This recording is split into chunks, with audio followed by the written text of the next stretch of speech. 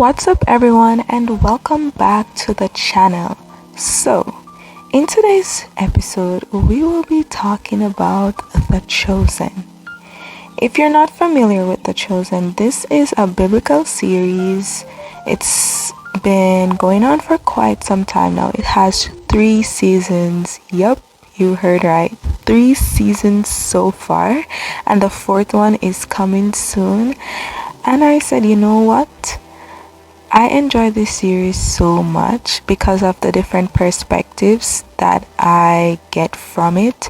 And I said, why not talk about it? I've always wanted to sit and just talk about, go into the episodes, talk about my favorite parts of each episode. And so, if you are interested in following along this journey with me of The Chosen, you are in the right place. So come along and let's go. Okay, so let's start from the beginning. Season 1, episode 1 of The Chosen. The episode starts out with the disclaimer, straight out the gate. It says The Chosen is based on the true stories of the Gospels of Jesus Christ, Yahshua Messiah. Some locations and timelines have been combined or condensed. Backstories and some characters or dialogues have been added. However, all biblical and historical contexts and any artistic imagination are designed to support the truth and intention of the scriptures. Viewers are encouraged to read the Gospels. So in other words, listen. We add some things for dramatization, but everything is based off the scriptures. Read it for yourself. That's the short version of it all.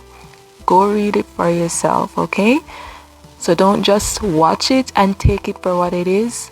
They are encouraging you to also take up your Bibles and read it, which is good, right? So, Episode 1 begins and we are introduced to a character that we soon later in the episode or by the end of the episode we learned this is Mary. Now, I'm not gonna go like every single part. I'm just gonna talk about the parts that really stood out to me and what I really enjoyed about this introduction episode. Because this is the episodes that will set the tone for the series itself and this season, right? So we are introduced to a few characters in this episode, but I want to focus on Mary. I know we also have Peter, Peter, big deal Peter, and his brother Andrew. But let's talk about Mary. And I love how it starts out with the verse that speaks about Elohim calling us by name. What do we do when we are scared?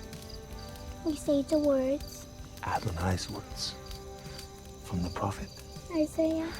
The prophet Isaiah, right? Thus says the Lord who created you, O Jacob, and he who formed you, O Israel, fear not. Come now, I want to hear you sing. I want to hear your pretty voice. Come. Fear not, for I have redeemed you. I have called you by name. You are mine. You are mine. That's right. And I think this was such a beautiful way to introduce the theme of this character's journey. But yes, we are introduced to Mary as a little girl, and fast forward now she's an adult who's going through her rough time. She's possessed. She's basically disrupting that area, and she's going through it. And the verse that usually was repeated to her by her father, I have redeemed thee, I have called thee by name, thou art mine, somewhere along the line, because of her journey, she tries to hold on to it, but it doesn't serve her, because all she's seen is her situation. She has no relief. In the episode we see that she go bar, she try to drink, she try to do something just to get relief of her turmoil, because she is literally being plagued right now. So she don't know what to do. Well, you have this priest, this preacher, Nicodemus, and I love how they introduced each character. So you get to see, okay, this is where this one is coming from. So we see the connection that Mary has with this verse with her father, and then her life that seemed to be so nice in the beginning, how that transformed and how that turned out, where now she is an adult who is possessed, who's going through a very hard time. And here we have Nicodemus, who's living his best life. Nicodemus out here, and we start to see his alignment with the Romans as well, because he would be one of the Pharisees, right? He's one of the teachers of teachers, they call him. So he was held in high esteem, and even the Romans knew that, because they acknowledged him as such.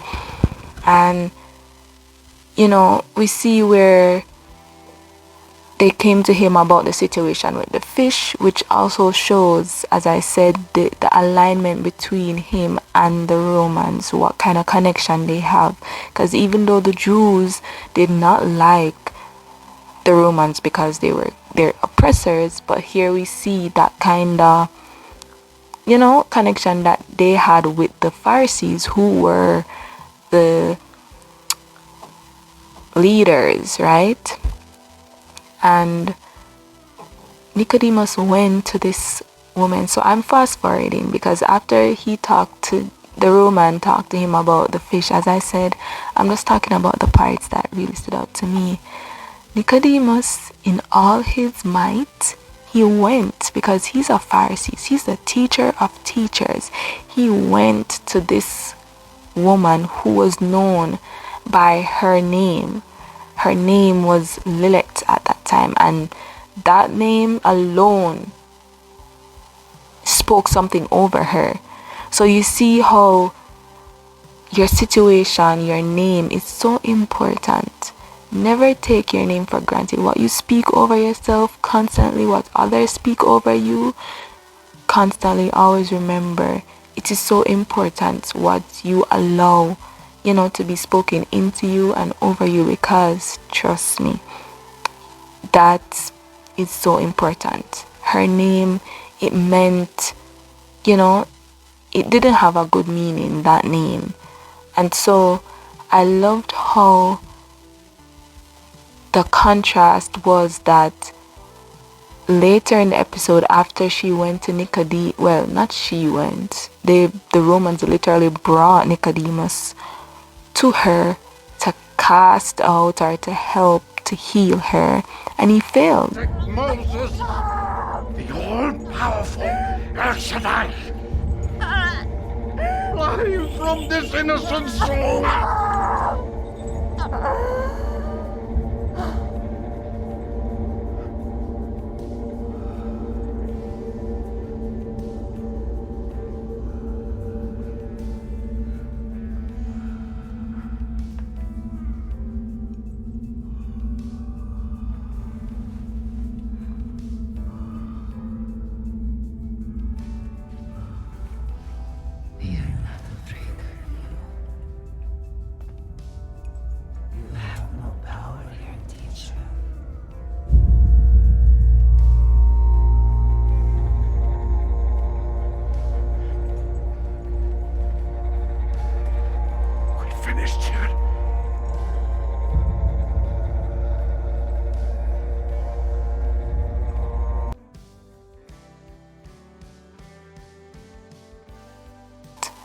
because in his might he went there calling on the name, calling on the name of the Almighty and trying to rebuke.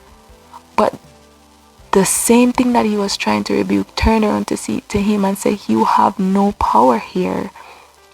And it shows us that sometimes we, can be living lives that on the outside it looks so good, like, oh wow, you're the holy one, you're in all, you're doing the right thing in your own eyes and in the eyes of others, but really your life, your heart especially, it's not really in alignment with the Almighty. So you now don't have no access to his power. So while you can talk all you want, you can walk all you want, but you won't have access to his power, because in that moment he was able to be overpowered. The very thing that he was casting out turned to him and said, you have no power. And I thought that that part of the episode really stood out to me, because it shows that if you're not living and if your heart not right, if you're not up to that standard of the Almighty, you will have no access. And that shame, can you imagine the shame that he felt? Because remember, he is teachers of teachers. He is the great Nicodemus, because remember, I'm saying remember like you guys are, most of you watched it, but please watch the episode, because you will see in the episode where his students, those who looked up to him, how they treated him like almost like a king. They treated him, they respected him, that reverence that they showed to him. So imagine now you're in this situation and your own students, people around you have witnessed that, seeing that happen, and he only could use shamefaced to say, well, there is nothing that a human really could do. And it's true, there's nothing in yourself and as flesh could have helped her in that situation. And I just loved how it all played out, because it shows that he was not living really, even though the show is there and he's teachers of teachers, but really his life, his heart, he had no access. So he could not heal her, he could not rebuke that thing to come out of her, because he had no access. And I just loved how they highlighted it. And listen, that was a light shade, I'm not gonna lie. The shade that they threw in that episode was great, because it really showed how the Pharisees were living in that time too. It's not just right, it showed that they were more concerned with the titles and with the authority and with the looks of it all, versus really digging deeper and really having that relationship, that connection with the Almighty. Was all really for show. And we see where Lilith at the time, the only thing she could turn to was going to the bar.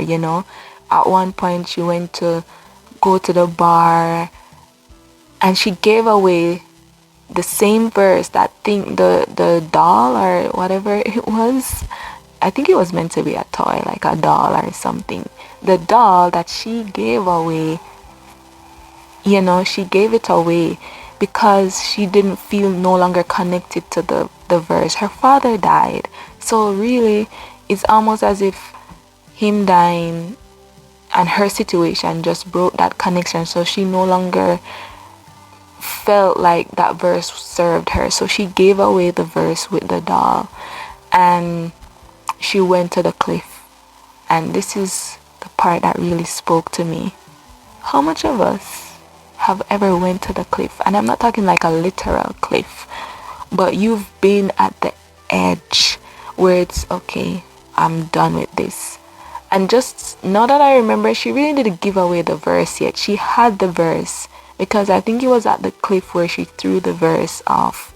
So guys, I'm mixing you guys up, I'm so sorry. But She gave away the doll, but the verse she threw off the cliff. Even though she didn't feel the connection to the verse, and she gave away the doll that her father gave her because, she no longer had that connection to it, she still held on to the verse, which she brought to the cliff. And I love it. I loved it. I love that she brought it to the cliff and she threw it down. But I love that the fact that she brought what she knew with her there and she released it. And by her releasing it, feeling like she could, I thought she would almost jump off that. That was how close she got to that edge. And maybe you're at your edge right now and you feel like you need to jump off. But I love that Elohim is always right there, because you know what saved her? The bird. A bird just came out of nowhere and it distracted her. And she just followed the bird. And sometimes it's a little thing, something as simple as a bird helped her, stopped her from throwing it all away, from giving it all up, from jumping off the cliff, right? And imagine us in our situations where we feel like we're at our cliff and can't take it out. There's no way out. And that's the reason why I love this series. I love this episode because there's so much messages with each scene. It's almost as if each scene has a message for someone. Like you can take away something from it. And I loved the bird that came and distracted her and brought her right back to the bar where she gave away the doll. It brought her right back there. And she tried to drown her sorrows in alcohol. And I love that's when the Almighty came. And he touched her. Yahshua came and he touched her. And he said, that's not for you. That was such a powerful thing for him to just touch her hand and just say, that's not for you. He said, leave him.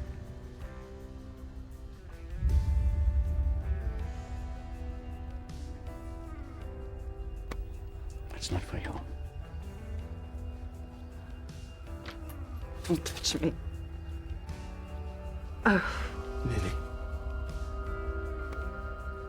Lily.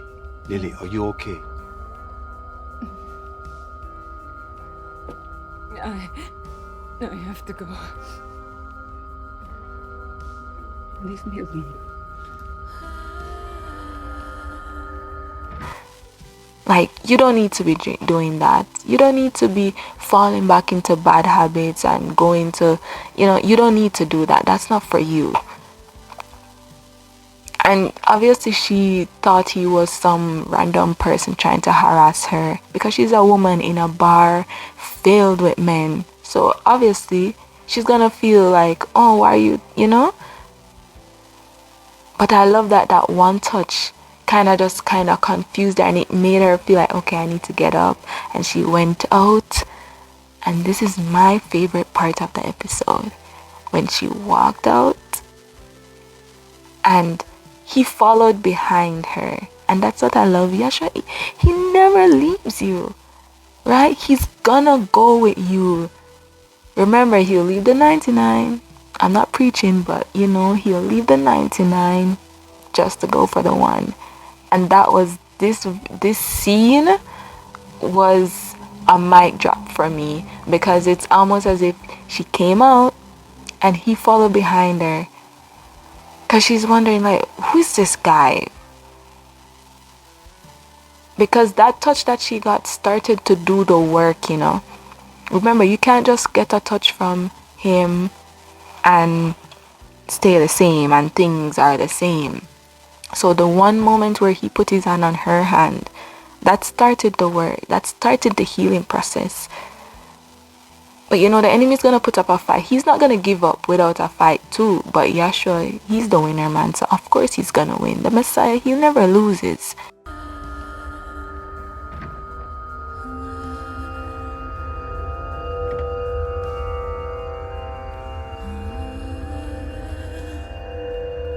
Leave me alone.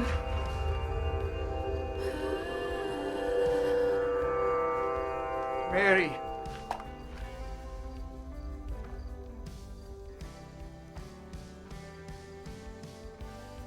Mary of Magdala.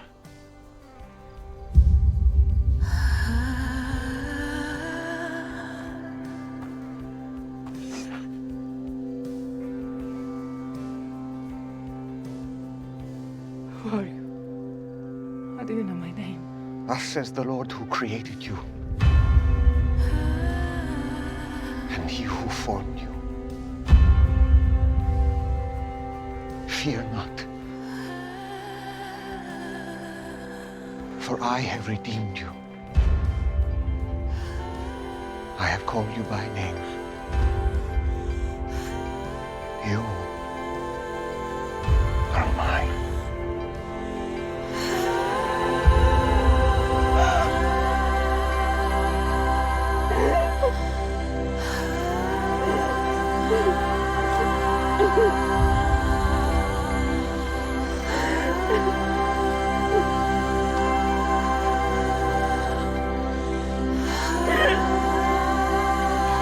So when he came out and he said, Mary, he called her by her name, because everyone up until this point was addressing her as Lilith, right? But in this part of it, he called her Mary, and she stopped and she turned around and she was like, what? How do you like, how do you know my name? That was the facial expression when he said Mary. And then not only did he say Mary, but he said the same verse. Hear, O Jacob, and he that formed thee, O Israel, fear not, for I have redeemed thee. I have called thee by name, thou art mine. You see, when he said that, I just felt activated in that moment, because it was almost like a full circle moment from where it started with her father saying the verse to her, and then now we have our Father, his Son, saying the same thing to her in that moment. And it was just such a beautiful experience to watch. I know it's not real, it's acting, but come on, just seeing someone not only getting their deliverance, but realizing that he was there all along. And when he said Mary, and he called her, because he said, I have and this is where he didn't even say that. He said, I have redeemed thee, I have called thee by thy name, and thou art mine, showing his ownership that you're my child. And I'm not gonna let you just walk out this bar and go back to what you expect to be your norm. No, you're gonna have an encounter, and this encounter with me, you're not gonna leave the same. You're gonna leave transformed. And for me, this whole episode was just like that beautiful message to say, listen, Elohim knows you by your name. He has a name for all of us. So don't even pay attention to what your birth name means. He has a name for you. He calls you his. You're his daughter. You're his son. You're his child. And that was such a beautiful verse, that not just the verse, episode.